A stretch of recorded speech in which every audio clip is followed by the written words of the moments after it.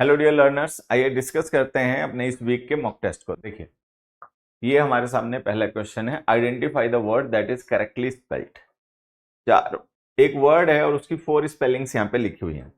हमें बताना है कि इनमें से कौन सी स्पेलिंग जो है वो सही है। तो सबसे पहले तो मैं आपको बताता हूँ, जो वर्ड हमने लिखा है कंसेंशियस, इसका मतलब होता है पेन्स टेकिंग। पेन्स टेकिंग का मतलब ऐसा पर्सन जो अपने काम को बड़ा केयर और मतलब जिम्मेदारी के साथ में करता है, उसको हम कहते हैं कंसेंशियस। उसकी सही स्पेलिंग जो होती है वो है ये। आप इसको ऐसे डिवाइड कर सकते हो कि कंसाइंस जैसे वर्ड होता है ना, CONSCIEN, और फिर CE होता है। तो जैसे कंसाइंस वर्ड होता है ये उसी से बनाया गया कंसाइंस वर्ड नाउन होता है।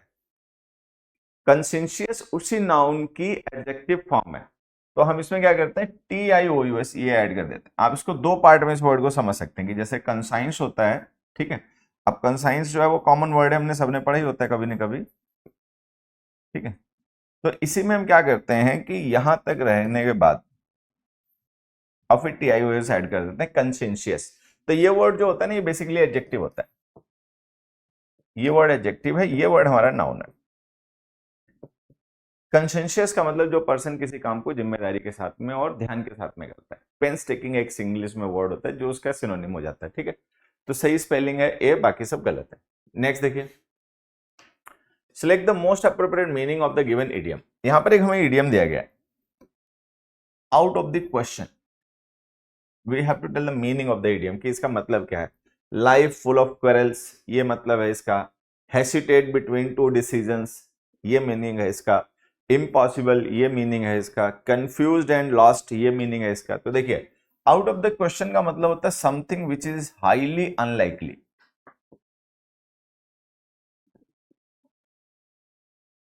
There is one more word that we can use, unthinkable. कुछ ऐसा जो कि मतलब सोचा तक नहीं जा सकता, मतलब जिसका सोचने का भी कोई फायदा नहीं है, क्योंकि वो होना ही नहीं है, ठीक है। तो अगर हम किसी चीज के लिए कहें it is out of the question, तो it is out of the question का मतलब it is not going to happen, ये नहीं होने वाला है, ठीक है। It is highly unlikely.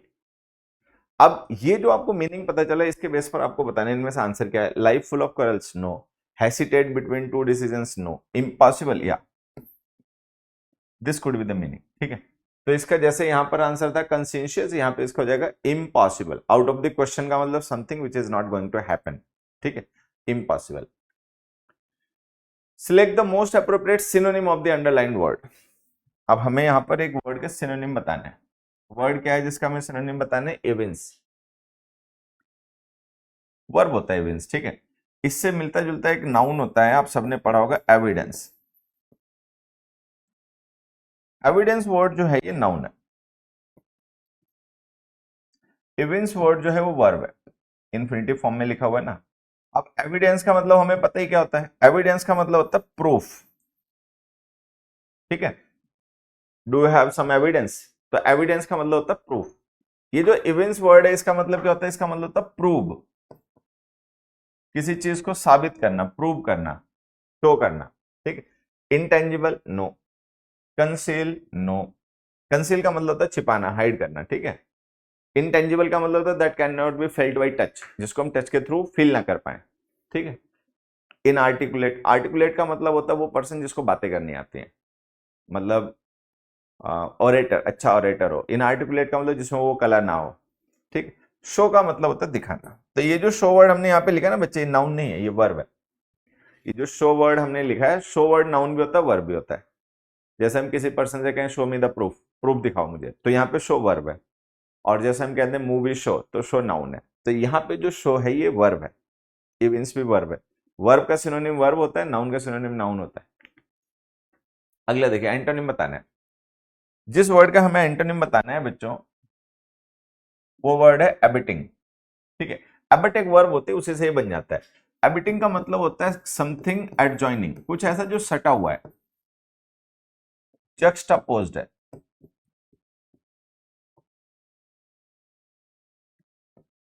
ठीक। जैसे मान लीजिए दो बिल्डिंग्स हैं, एक बिल्डिंग ए है और एक बिल्डिंग बी है, और ये दोनों बिल्डिंग आपस में मतलब एक दूसरे से सटी हुई हैं, तो हम कहेंगे building A is juxtaposed to building B. ठीक है, या हम कह देंगे building A is abutting building B. तो एबिट करना मतलब किसी के साथ में मतलब बॉर्डर शेयर करना, बाउंड्री शेयर करना, मतलब सटा हुआ होना। तो अब इसका अगर हम सिनोनिम देखें तो क्या हो सकता है, क्या ये एबिटिंग वर्ड एडजेक्टिव है, ध्यान देना। बे लिटिल और डिस्पैरेज ये दोनों सिनोनिम्स हैं, ये आंसर नहीं हो सकते। डिस्पैरेज और बे लिटिल दोनों का मतलब होता है किसी को नीचा दिखाना, किसी के बारे में ऐसी बात करना कि उसका आप मान लो, ठीक है। फिर आ गया far and spite. Spite word जो होता है इसका मतलब होता है मैलिश, दुर्भावना, बुराई, ठीक है। अबेट का मतलब होता है सटा हुआ होना, बिल्कुल पास में होना। फार का मतलब दूर होना होता है। तो एंटोनिम जो एबिटिंग का है वो फार हो जाएगा। नेक्स्ट वर्ड है सिनोनिम बताना है। अब यहां पर एक वर्ड है सॉर्डिड, कॉमन वर्ड है, सबने पढ़ा ही होगा कभी ना कभी। इसका हमें सिनोनिम बताना है कि सॉर्डिड का मतलब क्या है। तो देखिए सॉर्डिड का मतलब होता है समथिंग मॉरली इनकरेक्ट, कुछ ऐसा जो मॉरली इनकरेक्ट हो, नैतिक रूप से गलत हो। इंग्लिश में कुछ और वर्ड्स होते हैं जिनका आप यूज कर सकते हो इसके लिए, सीमी, चौड़ी, ठीक है, ये इसके सिनोनिम्स होते हैं। एक्सट्रीमली बैड, ठीक, डिस्टेस्टफुल। अब हमें इसका सिनोनिम बताना है। एनिग्मेटिक वर्ड है, एनिग्मेटिक का मतलब होता है मिस्टीरियस, सीक्रेट काइंड ऑफ, ठीक है। मंडन का मतलब होता है कुछ ऐसा जो ऑर्डिनरी है, वर्ल्डली है।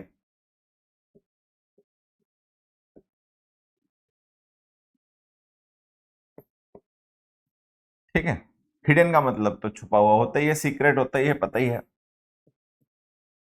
तो हमारा सिनोनिम इसमें यही है, unpleasant, something which is unpleasant, distasteful. अगला देखिए, नेक्स्ट वर्ड का हमें एंटोनिम बताना है। The word is affable. Affable word जो है ये एडजेक्टिव होता है, इसका हमें एंटोनिम बताना है। तो देखिए अफेबल का मतलब होता है फ्रेंडली, अमिएबल, जेनियल, ये इसके सिनोनिम्स हैं, ठीक है। हमें तो एंटोनिम बताना है, अगर सिनोनिम बताना होता, ठीक है, तो ये फ्रेंडली आंसर हो जाता, लेकिन सिनोनिम तो बताना नहीं है। एरोगेंट का मतलब होता है प्राउड, वेन, घमंडी,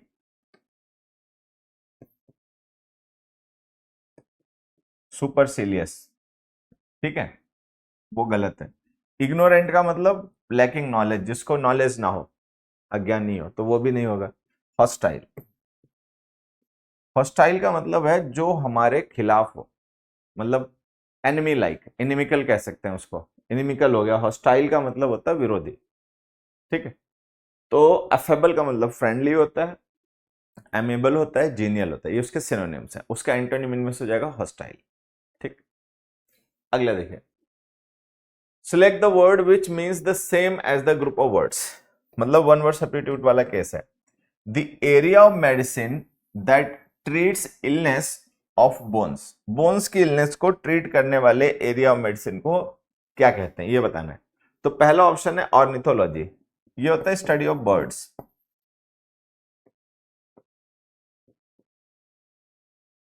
पक्षी विज्ञान इसे कहते हैं, बर्ड्स की स्टडी करना, बर्ड्स की हैबिट का, ठीक है, तो उसको ऑर्निथोलॉजी कहते हैं। ऑप्शन गलत हो गया, ठीक है। नेक्स्ट वर्ड है हमारा एंसेफेलाइटिस।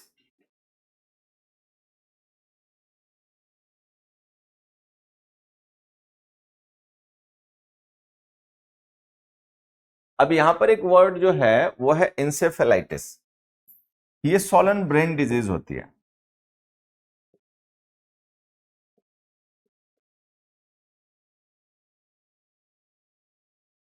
किसी इंफेक्शन की वजह से, ठीक है, या एलर्जी की वजह से अगर ब्रेन में सूजन आ जाए, ठीक है, तो इस डिजीज को एंसेफेलाइटिस कहते हैं, ठीक। फिर आ गया ऑस्टियोपोरोसिस।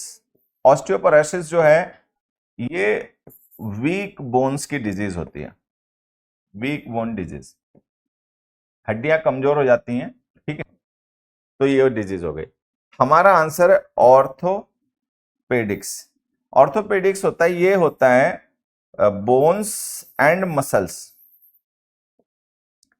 बोन्स एंड मसल्स की जो डिजीज होती हैं, ठीक है, उनसे रिलेटेड जो field of medicine medical science है उसको हम कहते हैं ऑर्थोपेडिक्स। ऑर्थोपेडिक्स का मतलब हो गया बोन्स एंड मसल्स का डॉक्टर, ठीक है। नेक्स्ट आ गया इडियम। अब इडियम इसमें अंडरलाइन नहीं है लेकिन मैं जान सकता हूं कि ये वाला होगा इडियम, इसमें ये है इडियम।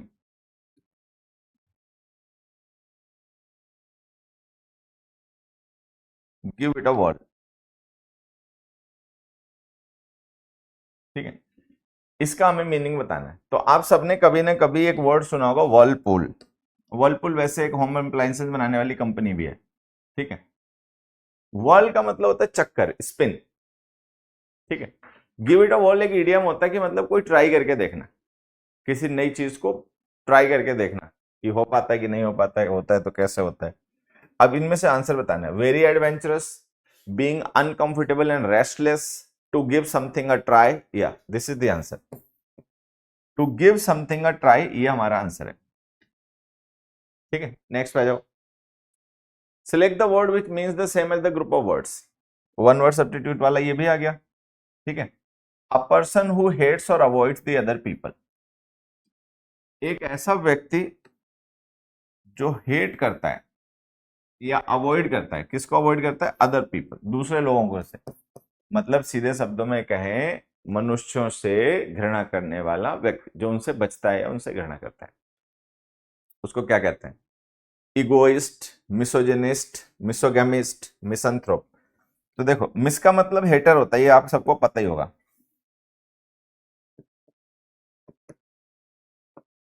ठीक है। फिल का मतलब लव होता है, ये भी पता ही होगा। इगोइस्ट हो गया सेल्फ सेंटर्ड पर्सन, एक ऐसा व्यक्ति जो सेल्फ सेंटर्ड है, अपनी ही सोचता है, अपने बारे में ही विचार करता है, दूसरों के बारे में कि मेरे काम करने से दूसरों को फायदा होगा या नुकसान होगा, उन पे क्या फर्क पड़ेगा, इसकी चिंता नहीं करता, ठीक है। तो egoist is a person who is self centred, always talks and thinks of one self only, हमेशा अपनी ही सोचना, अपनी ही बात करने वाला। मिसोजिनिस्ट हो गया one who hates women, one who hates women. Misogamist हो गया one who hates the institution of marriage, ठीक है। मिसंथ्रोप हो गया हमारा आंसर। एंथ्रो का मतलब ह्यूमन होता है, एंथ्रो का मतलब ह्यूमन होता है, मिस का मतलब हेट होता है। तो मिसंथ्रोप वो पर्सन हो गया जो ह्यूमंस को हेट करता है, ठीक है। चलो अगले पे आ जाओ। अब इसमें हमें करेक्शन करना है, ग्रामेटिकल एरर ढूंढना भाई, पार्ट ऑफ द सेंटेंस जिसमें कोई ग्रामेटिकल एरर हो। तो यहां पे देखो, एक बड़ी कॉमन फ्रेज होती है, हम सबने पहले कभी ना कभी पढ़ी सुनी होगी कि इन स्पाइट ऑफ, ठीक, और ये इक्विवेलेंट होती है डेस्पाइट के। अब हमें ध्यान में रखना है कि जो इन स्पाइट ऑफ है ना, ये एक फ्रेज है जो प्रेपोजिशन का फंक्शन करती है। डेस्पाइट जो है वो एक सिंगल वर्ड है जो प्रेपोजिशन होता है। अब चूंकि डिस्पाइट का मतलब इन स्पाइट ऑफ होता है, या यूं कह लीजिए कि इन स्पाइट ऑफ का मतलब डिस्पाइट होता है, तो इस वजह से sometimes we tend to use this to that is used with, sorry, this of that is used with spite along with despite।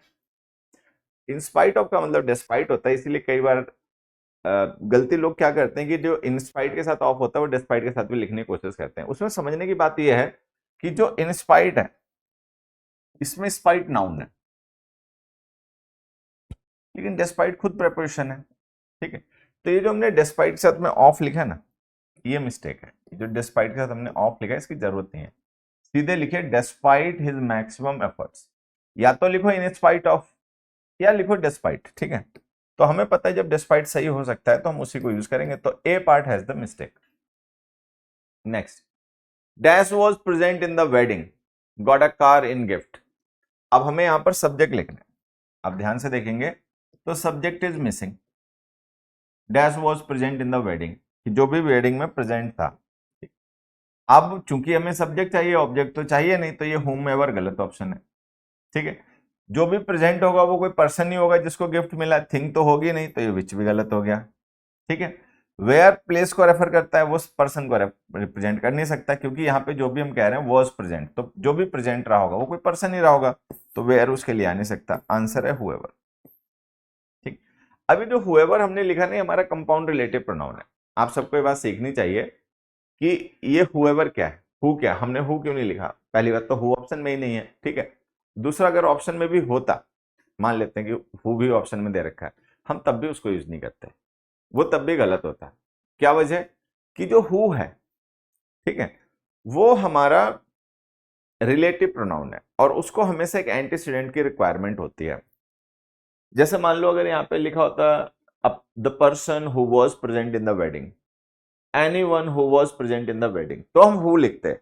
Who always requires an antecedent when used as a relative pronoun that requires an antecedent. whoever is a compound relative pronoun, it doesn't require an antecedent। बाकी मैं meaning से आपको समझा देता हूं, आप ऐसे समझ सकते हैं।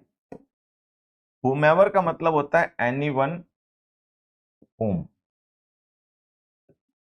ठीक है। whichever का मतलब होता है anything which,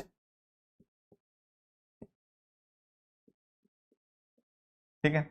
whoever का मतलब होता है anyone who। तो अब आप देख रहे होगे, यहां से आपको समझ में आया होगा कि अगर आप हु लिखेंगे तो आपको एनीवन की जरूरत पड़ेगी, ठीक है। अगर आप विच लिखेंगे तो आपको एनीथिंग की जरूरत पड़ेगी, मतलब एनीथिंग का मतलब एंटीसीडेंट चाहिए होगा। अगर आप हुम लिखोगे तो आपको एनीवन की जरूरत पड़ेगी, लेकिन अगर आप हुमेवर लिखोगे तो आपको कोई एंटीसीडेंट नहीं चाहिए, हुएवर लिखोगे तो आपको कोई एंटीसीडेंट नहीं चाहिए। तो हमारा आंसर है whoever. Whoever was present in the wedding got a car in gift. जो भी वेडिंग में प्रेजेंट थे लोग, उन सबको कार गिफ्ट में मिली। भारी भरकम कोई वेडिंग रही होगी। अगला देखिए, सिलेक्ट द ऑप्शन। अच्छा, ये बताना है, नो इंप्रूवमेंट वाला क्वेश्चन है, ठीक। She has less friends than she had last year, ये करेक्शन करना है। तो देखो, हम सभी जानते हैं कि एक वर्ड होता है लिटिल, एक वर्ड होता है फ्यू। ये दोनों ही डिटर्मिनर्स होते हैं, ठीक है। डिटर्मिनर्स ऐसे वर्ड्स होते हैं जिनका यूज हम नाउन्स के साथ में उनके नंबर अमाउंट को रेफर करने के लिए करते हैं। लिटिल जो है ये डिटर्मिनर ऑफ अमाउंट है, इसका यूज हम अनकाउंटेबल नाउन्स के साथ करते हैं, ये आप सबको पता होगा। फ्यू जो है वो डिटर्मिनर ऑफ नंबर है, उसका यूज हम काउंटेबल नाउन्स के साथ में करते हैं, ये भी आपको पता होगा। अब देखिए, लिटिल, लेस, लिस्ट, ठीक है। फ्यू, फ्यूअर, फ्यूएस्ट, ठीक है। ये इनके मीनिंग्स हैं, little, less, list, few, fewer, fewest. अब जैसे हमें पता है कि हम लिटिल का यूज अनकाउंटेबल नाउन के साथ में करते हैं, तो हम लेस और लिस्ट का यूज भी अनकाउंटेबल नाउन के साथ ही करेंगे। जिस तरीके से हम फ्यू का यूज काउंटेबल नाउन्स के साथ करते हैं, उसी तरीके से हम फ्यूअर और फ्यूएस्ट का यूज भी काउंटेबल नाउन के साथ करेंगे।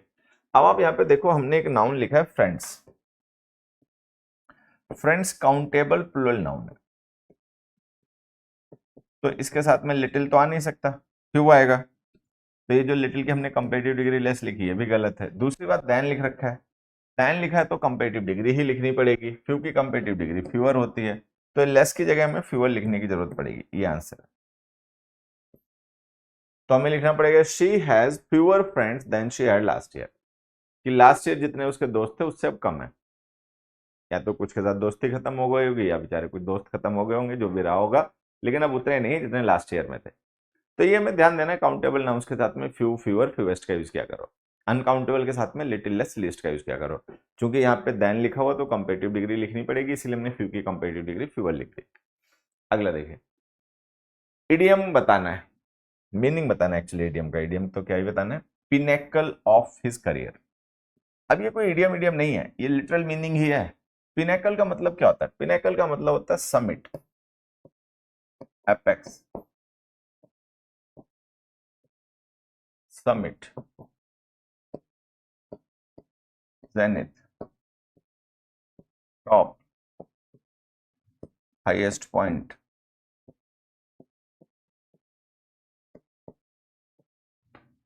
ठीक है, तो ये जो वर्ड है पिनेकल, इस वर्ड का मतलब ही यही होता है, क्या, apex, summit, zenith, top, highest point, सर्वोत्तम ऊंचा बिंदु, ठीक है, टॉप। तो अब अगर हमें पिनेकल वर्ड का मतलब पता है तो पिनेकल ऑफ हिज करियर का मीनिंग समझने में हमें दिक्कत तो होगी नहीं। तो ये एक्चुअल में ईडियम में पूछ देगा, but it is no idiom, ये कोई ईडियम नहीं है, लिटरल मीनिंग ही वर्ड का हमें बताना है। The beginning of his career, the most successful point of his career, this is the answer. ठीक है। The worst point of his career, no. A temporary setback, no. The pinnacle of his career का मतलब हो गया the most successful point of his career, उसके career का सबसे सफलता वाला समय।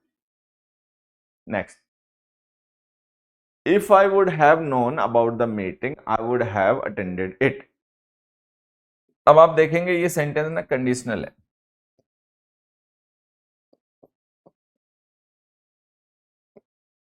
ठीक, कंडीशनल्स में जो हमारी इफ क्लॉजेस होती हैं, जब हम कोई कंडीशनल सेंटेंस लिखते हैं तो उसमें जो हमारी इफ क्लॉज होती है उसका स्ट्रक्चर क्या होता है सबको पता ही होगा, बताने की जरूरत नहीं है। अगर कंडीशनल ओपन कैटेगरी का है तो इफ क्लॉज होती है प्रेजेंट टेंस में। ठीक है। अगर सेमी क्लोज कंडीशनल है तो इफ क्लॉज होती है पास्ट इंडेफिनिट में। अगर क्लोज्ड कंडीशनल है तो इफ क्लॉज होती है पास्ट परफेक्ट में। ऐसे ही ना, सबको पता होगा। तो कंडीशनल जब आपने कभी पढ़ा होगा तो आपको ये ध्यान में आया होगा कि कंडीशनल में जो इफ क्लॉजेस होती हैं वो इस वर्ब के फॉर्म्स के साथ में लिखी जाती हैं। आप देखिए आपकी इफ क्लॉज में वुड हैव नोन लिखा हुआ है, तो ना तो ये प्रेजेंट टेंस है, ना पास्ट टेंस है, ना पास्ट परफेक्ट है, तो ये गलत है। हमें इसी को सही करना है। अब कैसे सही करेंगे, तो उसके लिए हम देखेंगे मेन क्लॉज में क्या लिखा हुआ। तो मेन क्लॉज में लिखा हुआ would have attended it. Would have attended it जो हमने वर्ब की फॉर्म लिखी है किसी ऐसे एक्शन को रेफर कर रही है जो एक्चुअली हो चुका है। तो जब हम हो चुके एक्शंस को लिखते हैं कंडीशनल में तो उनके लिए हमें क्लोज कंडीशनल बनाना पड़ता है। क्लोज कंडीशनल्स की जो इफ क्लॉज होती है उसमें पास्ट परफेक्ट यूज होता है हैड प्लस थर्ड फॉर्म। यहाँ हैड तो लिखा लेकिन थर्ड फॉर्म नहीं लिखा, यहाँ पर हैड के साथ थर्ड फॉर्म लिखा, तो ये ऑप्शन आंसर है। तो सही आंसर है बच्चों हैड नोन। मीनिंग भी मैं आपको बता देता हूँ। If I had known about the meeting but I didn't, अगर मैंने मीटिंग के बारे में जाना होता तो, लेकिन मैंने नहीं जान पाया। ठीक है। आई वुड हैव अटेंडेड इट, तो मैं उसे अटेंड करता, लेकिन चूंकि पता ही नहीं चला तो फिर मैं अटेंड भी नहीं कर पाया। अगला देखिए, the teacher asked the students what did the teacher ask the students. Teacher ने स्टूडेंट से कहा व्हाट, क्या कहा।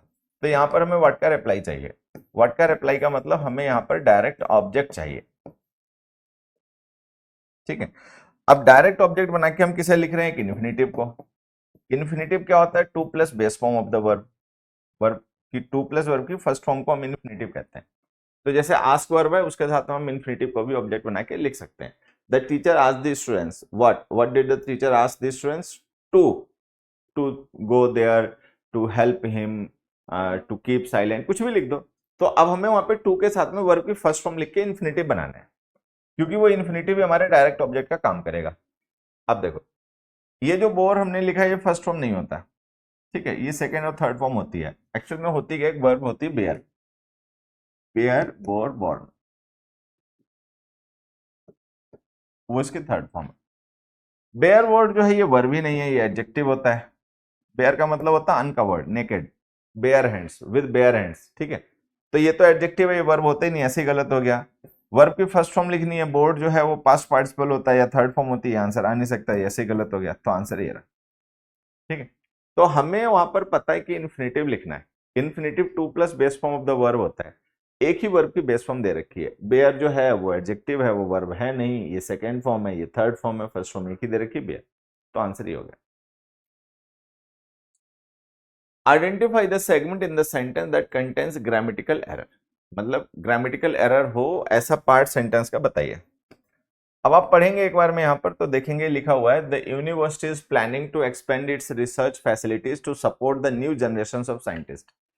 कि जो यूनिवर्सिटी है वो प्लान कर रही है, मतलब पाइप होल में है कुछ उनका प्लान, क्या है प्लान, क्या कर रहे हैं, to expand its research facilities, research facilities को एक्सपेंड करना चाह रहे हैं। ठीक है, किस लिए, to support the newer generation of scientist, scientist की जो न्यू जनरेशन है उसको फैसिलिटेट करना चाह रहे हैं।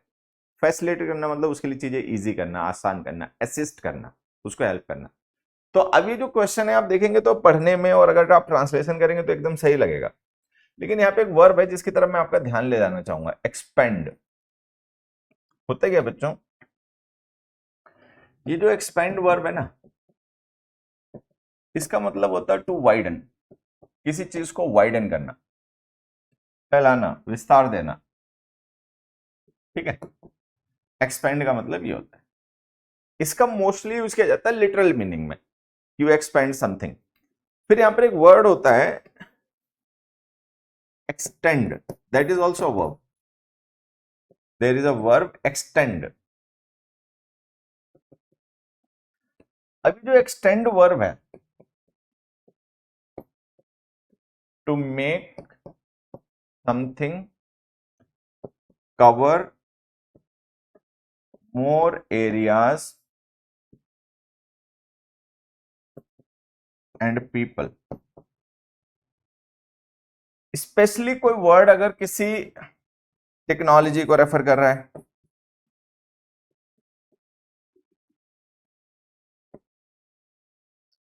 आइडिया को रेफर कर रहा है, एटसेट्रा, तो उसके लिए फिर हम एक्सटेंड वर्ब का ही यूज करते हैं। एक्सटेंड करना मतलब किसी चीज को दूसरों तक ले जाना। मान लीजिए आप काम कर रहे हो एक लेबोरेटरी में, ठीक है, और एक लैब है, उस लैब में 50 या 100 साइंटिस्ट हैं, उनको एक्सेस मिल पाती है। लेकिन अगर हम उसको एक्सटेंड करें, उसको बढ़ाएं, एक्सटेंड करने का मतलब लिटरल नहीं कि एनलार्ज करना, उसकी लंबाई चौड़ाई डायमेंशंस बढ़ाना, वाइडन करना नहीं। एक्सटेंड करना के मतलब यहां पर है तो अब एक हमने दूसरी जगह पे कहीं खोल दिया है लैब, तीसरी जगह पे कहीं खोल दिया, तो ये एक्सटेंशन है, एक्सपेंशन नहीं है, इसको कहते हैं एक्सटेंशन, एक्सटेंड करना। एक बहुत बड़ा हिंट वर्ड है यहाँ पर, जिस पर अगर आप ध्यान देंगे तो आपको समझ में आ जाएगा कि जो मैं बात कह रहा हूं वो है ये टू प्रेपोजिशन। ये टू प्रेपोजिशन ना एक्सटेंड के साथ यूज होती है, एक्सपेंड के साथ नहीं यूज होती, ठीक है। होता क्या है कि आप किसी चीज को एक्सटेंड करते हो तो आप उसको लेकर जाते हो, कहीं पे पहुंचाते हो, तो जहां तक भी आप उसको पहुंचाते हो तो वो डेस्टिनेशन की प्रेपोजिशन टू होती है, ठीक। तो ये जो एक्सपेंड वर्ब है इसको हटाइए और इसकी जगह लिखिए extend. This is the answer, ठीक है। तो लिखो the university is planning to extend its research facilities to support the new generation of scientist. कि अपनी रिसर्च फैसिलिटीज को और एक्सटेंड करेंगे। क्यों एक्सटेंड करेंगे? To facilitate the new generation of scientist, जो नई जनरेशन के साइंटिस्ट हैं उनको भी मतलब असिस्ट करना है, इसलिए। अगला देखो, if I dash bought, sorry, if I dash enough money I will buy new laptop. Conditional है। अभी हमने आपको कंडीशनल में बताया कि इफ क्लॉज जो होती है, कंडीशनल्स जब हम लिखते हैं तो कंडीशनल्स में जो इफ क्लॉज होती है उसमें वर्ब फॉर्म्स कौन सी यूज होती है, अभी हमने पढ़ा था, ठीक। तो हमें इफ क्लॉज की वर्ब लिखनी है। इसके लिए हम देख रहे हैं कि मेन क्लॉज में हमने फ्यूचर लिखा है। अगर हम मेन क्लॉज में फ्यूचर टेंस की वर्ब लिख रहे हैं तो फिर ये एक ऐसा इवेंट है जो प्रोबेबल है। प्रोबेबल का मतलब ये ओपन कंडीशनल है। अगर ये ओपन कंडीशनल है तो जो ओपन कंडीशनल्स होते हैं, देखो मैं फिर से एक बार आपको याद दिला देता हूं, ओपन कंडीशनल्स की इफ क्लॉजेस प्रेजेंट टेंस की वर्ब फॉर्म में लिखी जाती हैं, ठीक है। सेमी क्लोज कंडीशंस की जो इफ क्लॉजेस होती हैं उनमें वर्ब की पास्ट फॉर्म्स यूज की जाती हैं। क्लोज जो कंडीशनल्स होते हैं जिन्हें हम थर्ड टाइप कंडीशनल्स भी कहते हैं, उनकी जो इफ क्लॉजेस होती हैं उनमें वर्ब की पास्ट परफेक्ट फॉर्म यूज की जाती है, ठीक। तो अब हमने देख रखा है यहाँ पे मेन क्लॉज में हमने फ्यूचर टेंस लिखा हुआ है, तो इसका मतलब ये ओपन कंडीशनल है, एक प्रोबेबल लाइकली इवेंट है। अगर ये ओपन कंडीशनल है तो इफ की इफ क्लॉज में लिखी जा रही वर्ब जो है वो प्रेजेंट फॉर्म में आएगी। प्रेजेंट फॉर्म आप देखो कहाँ है, विल हैव है क्या? नहीं है, ये तो प्रेजेंट नहीं है। हैव हैड है, प्रेजेंट परफेक्ट है, वो भी गलत है, ठीक है। हैड पास्ट है, तो आंसर तो एक ही बचा हमारे पास, have. If I have enough money, अगर मेरे पास पर्याप्त पैसा होगा, मतलब स्पीकर ऐसा मानता है कि ऐसा हो सकता है आने वाले टाइम में, अभी नहीं है लेकिन मैं मान के चल रहा हूँ कि हो जाएगा कभी, तो जब हो जाएगा तब मैं क्या करूंगा वो बता रहा है। If I have enough money, अगर मेरे पास एनफ मनी होगी, आई will bye a new laptop, तो भाई नया लैपटॉप खरीदूंगा, पुराना बड़ा परेशान करता है। अगले में आ जाओ, I dash to the store later if I finish my work on time, go went will go have gone, ठीक। अब आप देखो यहां पर इफ क्लॉज हमने प्रेजेंट टेंस में लिखी है, ये जो इफ क्लॉज है ना ये प्रेजेंट टेंस में लिखी है,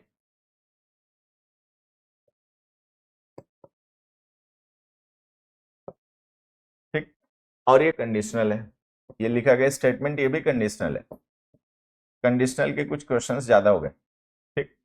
अब आप देख रहे हो कि आपकी इफ क्लॉज जो है वो प्रेजेंट टेंस में है, तो प्रेजेंट टेंस में इफ क्लॉज लिखने का मतलब ये ओपन कंडीशनल है। अगर ये ओपन कंडीशनल है तो मेन क्लॉज में आपको फ्यूचर लिखना पड़ेगा। अब ये तो फ्यूचर है नहीं, ये भी फ्यूचर है नहीं, ये भी फ्यूचर है नहीं, तो विल गो। हालांकि यहाँ पर मैं एक चीज आपको ऐसे एक्स्ट्रा बता देता हूँ, अब उससे आप कंफ्यूज हो जाओगे, वो आपकी अपनी दिक्कत है, लेकिन मैं बता देता हूँ। अगर यहाँ पे लेटर वर्ड ना लिखा होता है, ये एडवर्ब ऑफ टाइम है, अगर यहाँ पे लेटर वर्ड ना लिखा होता ना, तो हम ए ऑप्शन में लिख सकते थे, I go to the store if I finish my work on time. तो जो पहले से शेड्यूल्ड इवेंट्स होते हैं, प्लान्ड इवेंट्स होते हैं, मान लो कोई पर्सन है, उसने पहले से ही प्लान कर रखा है कि मैं जाऊंगा काम खत्म होते ही, तो ऐसा अगर आप अपना फ्यूचर में कोई आप काम करने वाले हो जो ऑलरेडी अरेंज्ड है, प्लान्ड है, तो उसको हम प्रेजेंट टेंस में भी लिख सकते हैं। बट कंडीशन है कि फिर हम उसके साथ टाइम मेंशन नहीं करते। अगर आप लेटर लिख रहे हो तो वो टाइम डिसाइड द टेंस वाली कहानी है। अगर लेटर नहीं लिखा होता, जो कि एडवर्ब ऑफ टाइम है, जो फ्यूचर के टाइम को रेफर करता है, तो हम ए ऑप्शन भी लिख सकते थे। अब चूंकि वो लिखा हुआ है तो अभी विल वो ऑप्शन ही आंसर होगा। अगला देखिए, वॉइस चेंज करनी है भाई। यहाँ पे हमें सेंटेंस दिया है, the students are writing a research paper, ठीक है। ये एक्टिव वॉइस का मतलब हमारा सेंटेंस है, पैसिव बनाना है। तो एक बात सबको पता होगी कि वॉइस में टेंस तो चेंज होते नहीं है, पहली चीज। दूसरी बात, कोई भी वर्ब अगर आईएनजी फॉर्म में लिखी हुई है और आप उसको पैसिव बनाओगे तो वो बीइंग प्लस थर्ड फॉर्म हो जाएगी। कोई भी वर्ब अगर आईएनजी फॉर्म में लिखी हुई है और आप उसका पैसिव बनाओगे, तो आईएनजी फॉर्म्स का पैसिव बनाने पर वो बीइंग प्लस थर्ड फॉर्म हो जाती हैं, ठीक है। ये एक छोटी सी बात ध्यान देनी है। अब हमने लिखा है a research paper has being written, तो हैज के साथ बीइंग आ नहीं सकता, हैज के साथ हमेशा थर्ड फॉर्म ही आती है, तो ये गलत हो गया। यहाँ पे लिखा हुआ are being written, are being written ठीक है, प्रेजेंट कॉन्टिन्यूअस टेंस का पैसिव है, बट दिक्कत ये है कि यहाँ पर हमारा ऑब्जेक्ट जो था वो सिंगुलर था, और यहाँ पे सब्जेक्ट इन्होंने इसको प्लूरल बना दिया। तो ये तो अलाउ नहीं होता वॉइस चेंज करने में, कि सब्जेक्ट या ऑब्जेक्ट का आप नंबर चेंज कर दो, सिंगुलर का प्लूरल कर दो, बॉय का बॉयज कर दो, चाइल्ड का चिल्ड्रन कर दो, ये अलाउड नहीं होता, तो ये ऑप्शन भी गलत हो गया। वॉज बीइंग रिटन जो हमने लिखा है पास्ट कॉन्टिन्यूअस टेंस का पैसिव है, जबकि हमारा सेंटेंस प्रेजेंट कॉन्टिन्यूअस में है, तो वॉइस जो है उसमें टेंस नहीं चेंज होता, नरेशन में तो चेंज होता, वॉइस में नहीं चेंज होता। तो जो पास्ट कॉन्टिन्यूअस बना दिया ये गलत हो गया। जब ये तीनों गलत हैं तो चौथा सही होगा ही होगा, ठीक है। बाकी पढ़ के भी देख लेते हैं। A research paper is being written, एकदम सही है, ठीक है, तो सही आंसर है ए। अगला देखिए,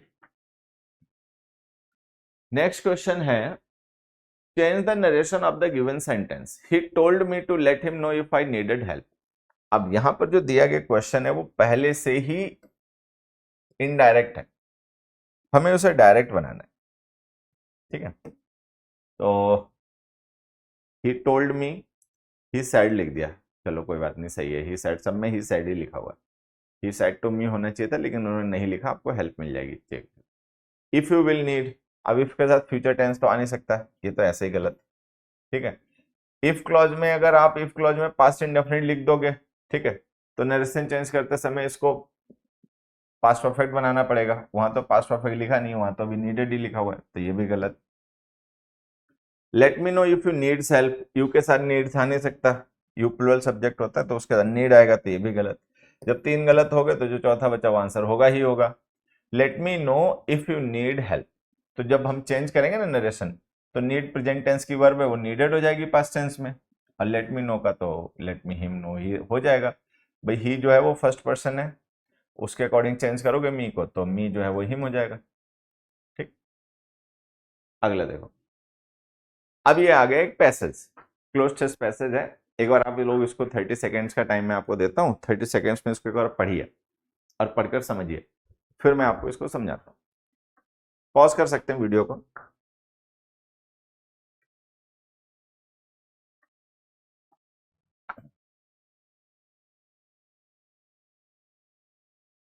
चल, पढ़ लिया, आज अब डिस्कस करते हैं। देखो, during his recent visit to Austria, prime minister talked about the transformative progress achieved by the country in the last 10 years and expressed dash that India will become the third dash economy in the near future on its way to dash a developed country, Viksit Bharat by 2047. He talked about how Austrian expertise in green growth and innovation could partner India, leveraging its high growth trajectory and globally reputed startup ecosystem. He also dashed on India being a Vishwabandhu and contributing to global progress and well-being. He urged the community to continue dash their culture and emotional bonds with the motherland, even as they prosper in their new homeland. In this context, he mentioned the deep intellectual interest in Indian philosophy, languages, and thought that has existed in Austria for centuries. ठीक है, prime minister ने जो Austria country की visit की उसको लेकर एक उसी को कॉन्टेक्स्ट मानकर एक पैसेज बनाया गया. ठीक है, चलो ब्लैंक्स फिल करना शुरू करते हैं. And expressed that India will become the third. And expressed what? What did he express? Did he express imagination, expectation, discomfort या confidence? उन्होंने क्या एक्सप्रेस किया? तो अब देखो, अगर वो ये कह रहे हैं कि आने वाले नियर फ्यूचर में इंडिया जो है वो बन जाएगा इतनी बड़ी इकोनॉमी, ठीक है, तो ये कॉन्फिडेंस शो करता है. तो इसके लिए हम यहाँ पे वर्ड यूज करेंगे कॉन्फिडेंस. ही एक्सप्रेस्ड कॉन्फिडेंस. ठीक है, एक चीज. दूसरा, डिस्कम्फर्ट है, इमेजिनेशन है, वो कोई चीज ऐसी है भी नहीं जिसको एक्सप्रेस किया जा सके. आप करते हो अपनी फीलिंग्स को, क्वालिटीज को एक्सप्रेस. ठीक है, इमेजिनेशन शो वर्ब के साथ यूज होता है, मतलब वो कोलोकेट करता है शो वर्ब के साथ में. एक्सप्रेस वर्ब के साथ में एक्सपेक्टेशन भी जो है वो कोलोकेट नहीं करता.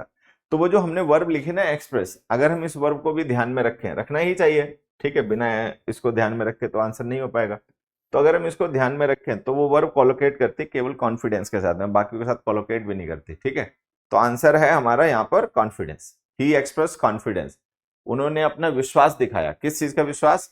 That India will become the third economy. What third?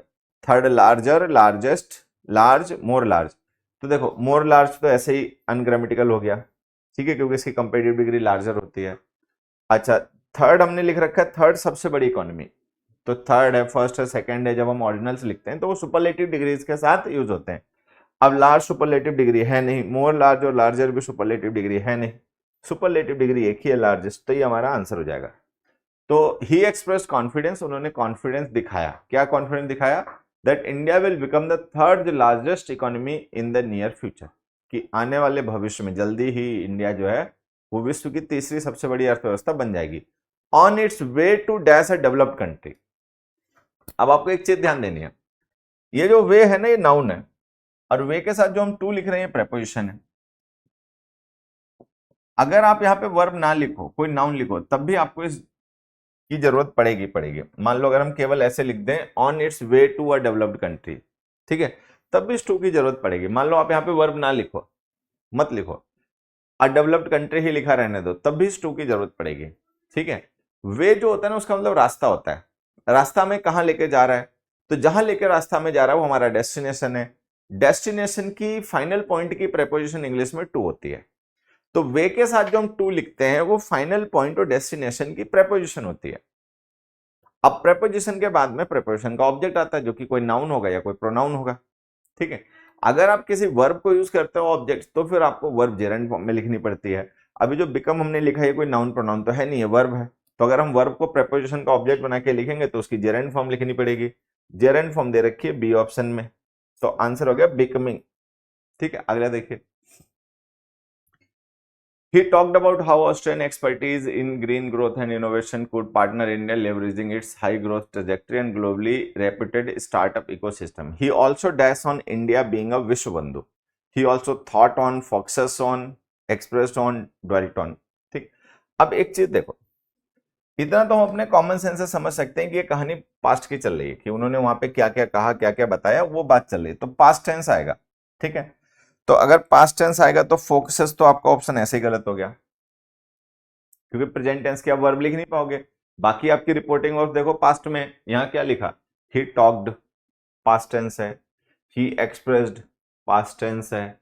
ठीक है, तो पास्ट में क्या हुआ, उन्होंने क्या बोला, क्या किया, हम वो बता रहे हैं. ठीक है, तो अगर हम वो बता रहे हैं तो हमें पास्ट टेंस की वर्ब लिखनी पड़ेगी, तो फोकसेस वैसे ही गलत हो गया. ठीक है, उसके बाद में आप देखोगे यहाँ पर एक प्रेपोजिशन लिखी ड्वेल्ट, यहाँ पे एक प्रेपोजिशन लिखी ऑन. ये जो ऑन प्रेपोजिशन है वो थॉट के साथ नहीं यूज होती है. थिंक वर्ब ट्रांसिटिव होती है, उसका डायरेक्ट ऑब्जेक्ट आ जाएगा, तो ये ऑन प्रेपोजिशन उसके साथ आएगी नहीं. एक्सप्रेस भी ट्रांसिटिव वर्ब होती है, उसके साथ भी ऑन नहीं आएगी. ऑन आएगी ड्वेल के साथ में. एक वर्ब होती है ड्वेल. वैसे तो ड्वेल का मतलब होता है कहीं पर रहना, स्टे करना, रिजाइड करना, लेकिन जब हम ड्वेल के साथ प्रेपोजिशन ऑन लिख देते हैं ना, तो इसका मतलब होता है किसी बात को एम्फेसाइज करना, स्ट्रेस करना, किसी बात को बार बार कहना, उसको हाईलाइट करना, उसको एम्फेसाइज करना, ड्वेल ऑन होता है। ड्वेल की सेकेंड और थर्ड फॉर्म ड्वेल्ट होती है। जो सिंपल ड्वेल वर्ब है उसका मतलब होता है कहीं पर रहना, रुकना, ठहरना, स्टे करना, लिव करना, ड्वेल। ड्वेल ऑन जो होती है इसका मतलब होता है किसी बात को एम्फेसाइज करना, हाईलाइट करना, उसको फोकस करना। तो जो ऑन प्रेपोजिशन लिखी हुई ब्लैंक के बाद में अगर हम इसको ध्यान में लाएं तो तुरंत समझ में आ जाएगा कि ड्वेल्ट के अलावा और कुछ नहीं आता। ठीक है, तो क्या आ जाएगा, he also dwelt on India being a विश्व बंधु, और उन्होंने इस बात को एम्फेसाइज किया, इस बात पे बार बार ध्यान दिलाया, किस बात पे, कि भारत विश्व बंधु है। विश्व बंधु का मतलब वी बिलीव इन ब्रदरहुड, हमारे लिए सब भाई है। अगला देखो, he urged the community to continue, और उन्होंने जो कम्युनिटी थी जिससे वो ऑस्ट्रेलिया में मिले, उन्होंने उससे अर्ज किया। अर्ज करना मतलब आस्क, उनसे रिक्वेस्ट करी, उनसे कहा, क्या करने के लिए कहा, to continue their culture and emotional bonds with the motherland, कि वो अपने कल्चर को और अपने इमोशनल बॉन्ड को मदरलैंड के साथ में करते रहें। क्या करते रहें, नर्चर करते रहें, फिक्स करते रहें, फॉरगेट करते रहें, होल्ड करते रहें। तो देखो इतना तो हम अपने आप ही समझ सकते हैं कि फॉरगेट करने के लिए तो नहीं कहा जाएगा, और फिक्स करने के लिए भी नहीं कहा जाएगा। फिक्स करने का मतलब कुछ खराब हो चुका पहले से ही। तो होल्ड करते रहें या नर्चर करते रहें। होल्ड वर्ब जो होती है बेसिकली जब हम इसका यूज करते हैं किसी चीज को कंटिन्यू करने के सेंस में, तब हम इसके बाद में प्रेपोजिशन ऑन यूज करते हैं। यहाँ पे कोई ऑन प्रेपोजिशन बाद में लिखी नहीं, अगर लिखी होती to continue holding on with their culture, तो फिर हम लिख सकते थे। होल्ड के साथ में प्रेपोजिशन जरूर आती है, जो कि यहाँ दी नहीं, तो ये ऑप्शन में गलत हो गया। बाकी अगर हम देखें तो नर्चर ट्रांसिटिव वर्ब भी होती है, और दूसरा जो हमें मीनिंग चाहिए वो भी इसके साथ में सुटेबल है। नर्चर करना मतलब किसी चीज को डेवलप होने देना, ठीक है, या उसको डेवलप होने देना, उसका इंतजार करना, या उसको डेवलप करना। तो उन्होंने कहा, क्या कहा, to continue nurturing their cultural and emotional bonds, कि अपने कल्चरल और इमोशनल बॉन्ड को लगातार नर्चर करते रहें, पोषित करते रहें, उसको डेवलप करते रहें। किसके साथ में, मदरलैंड के साथ में, अपनी मातृभूमि के साथ जो उनका कल्चरल और इमोशनल बॉन्ड है उसको नर्चर करते रहें, उसका पोषण करते रहें, मतलब उसको और डेवलप करें, उसको और मजबूत बनाएं। ठीक है, चलिए, तो ये हमारा लास्ट क्वेश्चन था, ये आंसर हो गया। आई होप आपको ये क्वेश्चन समझ में आएंगे और कुछ आपको सीखने समझने को भी मिला होगा, कंफ्यूजन्स कुछ खत्म हो होंगे। बाकी अपना ये जो टेस्ट होता है इसको आप वीकली अटेम्प्ट करते रहिए। as I always say that if you want to have a good command of English, you must make a habit of reading 30 to 40 minutes daily. You must spend 30 to 40 minutes in reading. तो 30-40 minute की रोज reading क्या करो, English में कुछ भी पढ़ो, कोई कहानी पढ़ो, कोई ऐसे पढ़ो, कुछ भी पढ़ो, लेकिन पढ़ो। उससे क्या होगा, you will develop language instincts, आपके लैंग्वेज इंस्टिंक्ट्स डेवलप होंगे, and that will help you a lot in the examinations. वो एग्जाम में आपको सुपर हेल्प करेगा। ठीक, you might not be able to explain the question, मैं ये नहीं कह रहा कि आप एक्सप्लेन करने लग जाओगे क्वेश्चंस को, but you will be able to answer the question. आप क्वेश्चन को आंसर कर लोगे, आपको ये पता रहेगा what is wrong and what is not, क्या गलत है क्या नहीं गलत है, आप ये जान जाओगे। क्यों गलत है वो भले समझ ना पाओ, समझाना पाओ, वो अलग बात है, पर लैंग्वेज इंस्टिंक्ट्स डेवलप हो जाएंगे। तो 30-40 मिनट की रोज रीडिंग किया करिए। बाकी आज के लिए इतना ही, अगली क्लास में मिलते हैं। Until then, bye bye.